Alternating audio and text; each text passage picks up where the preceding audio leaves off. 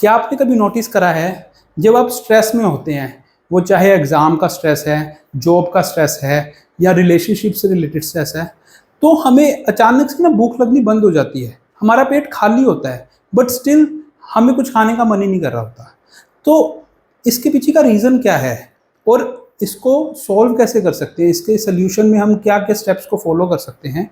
तो ये एक बहुत इंपॉर्टेंट क्वेश्चन बन जाता है और इसीलिए मैं आज इस वीडियो को लेकर आया हूँ कि इस चीज़ में हम सारे साइंटिफिक फैक्ट्स डिस्कस करेंगे कि ये क्यों हो रहा है, इसको किस तरीके से हम सही करेंगे। तो आप वीडियो में बने रहिए, क्योंकि मैं बहुत ही इंटरेस्टिंग फैक्ट्स को ऑलरेडी इसमें डिस्कस करने वाला हूँ। ठीक है? तो सबसे पहले जो सबसे इम्पोर्टेंट क्वेश्चन है, वो ये है कि हमारी बॉडी में क्या चल रहा होता है जब हम स्ट्रेस में होते हैं। तो हमारी बॉडी ना बहुत सिंपल सी है। जब हमारी बॉडी में स्ट्रेस आता है ना, तो हमारी बॉडी एक अलग मोड में चली जाती है, जिसे हम फाइट और फ्लाइट रिस्पॉन्स मोड बोलते हैं। इसमें हमारी बॉडी इमरजेंसी मोड में चली गई। अब ये एक चीज़ को डिसाइड करती है कि अब हमें सिर्फ सर्वाइवल पे ध्यान देना है, इंस्टेड ऑफ ये डाइजेशन की प्रोसेस, खाना खाने की प्रोसेस, इन सारी चीज़ों को अभी हम बाद में कर सकते हैं। अभी सिर्फ सर्वाइवल मोड रहेगा। और जब बॉडी सर्वाइवल मोड में होती है, तो हमारी बॉडी के दो हार्मोन्स, जिसे हम कोर्टिसोल और एड्रीनल हार्मोन्स बोलते हैं, वो बहुत तेज़ी से इंक्रीज हो जाते हैं। कोर्टिसोल और adrenal hormones are basically the stress hormones. ये हमारी बॉडी के स्ट्रेस को कंट्रोल करते हैं। तो फिर जब ये हार्मोन्स बढ़ जाते हैं, तो हमारी जो ब्रेन का हाइपोथैलेमस होता है ना, जो हमारे हंगर के सिग्नल्स पूरी बॉडी में पहुंचाता है, वो भी ब्लॉक हो जाता है। और क्योंकि कोर्टिसोल का लेवल सबसे हाई है, तो हमारी बॉडी रिस्पॉन्स करती है कि यस, स्ट्रेस इज देयर और अब हमें इस स्ट्रेस को दूर करना है। अभी हमारा मेन सर्वाइवल इस स्ट्रेस को दूर करने के बाद ही पॉसिबल हो पाएगा। तो basically this happens when our body feels stress. अब दूसरा जो क्वेश्चन है वो ये है कि क्या ये सबके साथ होता है या कुछ लोगों के साथ होता है? तो it depends person to person. कुछ लोगों के साथ ऐसे होता है कि उनको बहुत भूख लगती है, कुछ लोगों को बिल्कुल भूख नहीं लगती। और ये किस चीज़ पे डिपेंड करता है? ये डिपेंड करता है हमारी बॉडी के डोपामिन रिस्पॉन्स सिस्टम के ऊपर। कुछ लोगों को जब बहुत स्ट्रेस होता है ना, तो उनका डोपामिन इस तरीके से रिस्पॉन्स करता है कि हमें अपनी बॉडी को रिलैक्स करना है, इंस्टेड ऑफ कि उस सिचुएशन को निपटना है, बॉडी रिलैक्स होने के लिए ट्राई करना शुरू कर देती है। तो जब रिलैक्स होना है, तो उसके लिए डोपामिन रिलीज होना चाहिए। और उस चीज़ के लिए अब हमारी बॉडी सिग्नल क्या देती है कि हमें अच्छा फूड खाना चाहिए। अच्छा food not on the basis of nutritions, but अच्छा फूड कि जो हमें खाना पसंद है। अगर मेरे को कुछ ऑयली खाना पसंद है, कुछ स्वीट्स खाना पसंद है, जिससे मेरे को रिलैक्स फील होगा, अच्छा फील होगा, तो फिर मैं उसको ज़्यादा से ज़्यादा खाने की ट्राई करूँगा। तो इसके लिए फिर हमें भूख बहुत ज़्यादा लगती है।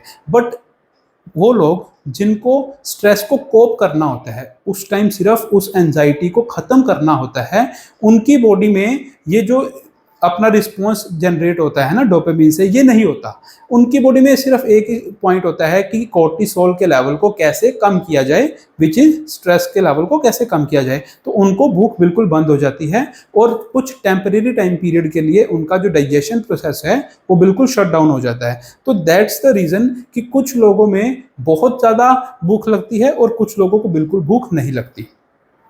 अब भूख लगना ना लगना एक अलग पॉइंट है, but the most important point ये है कि क्या ये डेंजरस हो सकता है कि हमें जब स्ट्रेस हो रहा है तो हमें भूख लग ही नहीं रही? तो हाँ, ये डेंजरस हो सकता है, बट वो भी वेरी करता है कि स्ट्रेस की ड्यूरेशन क्या है। स्ट्रेस भी दो तरह का होता है, एक जो अचानक से आया और कुछ टाइम पीरियड में भी 1 घंटा 2 घंटे बाद वो कंप्लीटली खत्म हो गया, और दूसरा स्ट्रेस होता है जो हमें ग्रेजुअली धीरे धीरे धीरे हमारे साथ, हमारी लाइफ के साथ चल रहा होता है। अब जो सिंपल सी एग्जांपल अगर मैं लूँ, फॉर एग्जांपल आपकी बेटी है या मेरी सिस्टर है या कोई भी है, अगर वो फॉर एग्जांपल वो स्कूल से, उसका आने का टाइम 2 PM है, 2 बजे वो दोपहर को स्कूल से आती है। अब 4 बज गए बट वो घर नहीं पहुंची। जब आपने स्कूल कॉल करके पूछा कि वो निकल गई, तो उन्होंने बोला कि 2 बजे से ही जा चुकी है। अब 2 बजे से वो स्कूल से निकल गई, 4 बजे तक वो घर नहीं आई। आप खुद सोचो उस टाइम पे हमारा स्ट्रेस लेवल क्या होगा। ठीक है, बहुत ही ज़्यादा हाई स्पाइक हो जाएगा वो। बट फॉर एग्जांपल अब मान लो अगर 15-20 मिनट में आपने देखा कि वो सामने से आ रही है, अब आपका स्ट्रेस लेवल ऐसे डाउन जाएगा। क्यों? क्योंकि आपको पता था कि जो मेन स्ट्रेस का रीज़न था कि वो घर नहीं पहुंची क्या, बट वो सेफली घर आ रही है, उसने बता दिया कि यह कुछ रीजन था, जो भी रीजन था। अब उसी टाइम वो स्ट्रेस बिल्कुल खत्म हो गया। अब आपको अचानक से फिर वो सारी बॉडी नॉर्मलाइज हो जाएगी, जो आपका डाइजेशन प्रोसेस दोबारा से रीएक्टिवेट हो जाएगा, तो तब आपको ये इशू नहीं करेगा, क्योंकि फॉर द टाइम बीइंग था। बट अगर कोई स्ट्रेस लॉन्ग टर्म है, फॉर एग्जांपल करियर इश्यूज चल रहे हैं कि जी हम बहुत देर से तैयारी कर रहे हैं, किसी एग्जाम की कर रहे हैं या किसी इंटरव्यू की कर रहे हैं, बट अभी तक जॉब क्रैक नहीं हो पा रही, तो वो ग्रेजुअल चलेगा। वो ऐसे नहीं कि जी 2 घंटे बाद खत्म हो जाएगा। वो हमारी लाइफ के साथ तब तक चलेगा जब तक वो सॉल्यूशन नहीं मिल जाता। तो इस सिचुएशन में ये चीज़ बहुत ही डेंजरस हो सकती है। क्यों? क्योंकि जब हमें स्ट्रेस हो रहा होगा तब हम अपनी डाइट को प्रॉपर फॉलो नहीं कर पाएंगे। क्यों? क्योंकि हमें भूख ही नहीं लग रही। जब हम भूख नहीं लगेगी तो हमारी कैलोरी इंटेक कम होगी, हमारी बॉडी में एनर्जी की क्वांटिटी कम हो जाएगी, हमारी बॉडी में मेटाबॉलिज्म स्लो हो जाएगा।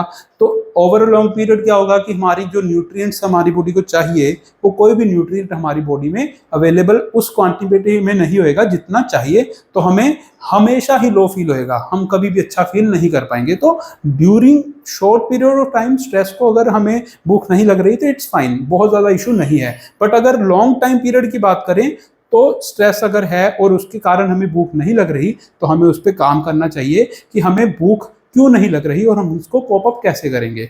तो अब नेक्स्ट पॉइंट जो है, जो मोस्ट इम्पॉर्टेंट है कि हम इसको कैसे सॉल्व कर सकते हैं। तो सॉल्व करने के लिए हम कुछ 3-4 चीज़ों को अपनी लाइफ में इम्प्लीमेंट कर सकते हैं। सबसे पहले तो ये है कि हम चेक करें कि हमें स्ट्रेस क्यों हो रहा है और इसको हम क्या कम कर सकते हैं हमारे नॉर्मल लाइफ के प्रोसेस से। अगर हम इसको कम कर सकते हैं तो हम उन स्टेप्स को फॉलो करें और उसको कम करें, इंस्टेड कि हम उसको अपने साथ लेकर चलें।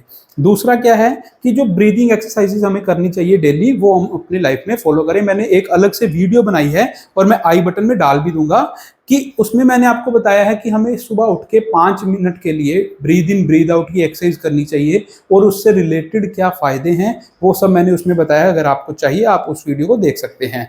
उसके अलावा क्या है, हम स्ट्रेस जर्नलिंग भी कर सकते हैं। स्ट्रेस जर्नलिंग इज़ बेसिकली कि हम बैठकर लिखें कि हमें किस चीज़ से स्ट्रेस हो रहा है, क्या उसका सल्यूशन है, अगर है तो किस किस तरीके से हम उसको कर सकते हैं। एक तो हमने दिमाग में सोचा, एक हमने लिखा। जब हम लिखते हैं तो हमारा जो टेंशन है ना बहुत रिलीज हो जाती है, तो उससे भी हमें कुछ रिलीफ मिल सकता है। तो इन छोटे छोटे स्टेप्स को अगर आप फॉलो करोगे तो आपको बेनिफिट मिलेगा कि हाँ, आपकी लाइफ से स्ट्रेस भी कम हो रहा है और जो स्ट्रेस के कारण आपकी भूख कम हो गई थी वो भी अब सही हो रही है। तो अगर आप इन चीज़ों को फॉलो करेंगे तो आपको आई एम श्योर कि बेनिफिट्स मिलेंगे। और अगर आपको ये वीडियो अच्छी लगी, आपको इसमें वैल्यू मिली है, कुछ ऐसे फैक्ट्स पता चले हैं जो आपको पहले नहीं पता थे, तो आप प्लीज़ इस वीडियो को लाइक करें, क्योंकि आपके लाइक्स से, आपके कमेंट्स से मेरे को मोटिवेशन मिलती है। क्योंकि नए यूट्यूबर्स के लिए आपके लाइक्स और comments is the only consideration to make the video. So please like, comment and subscribe.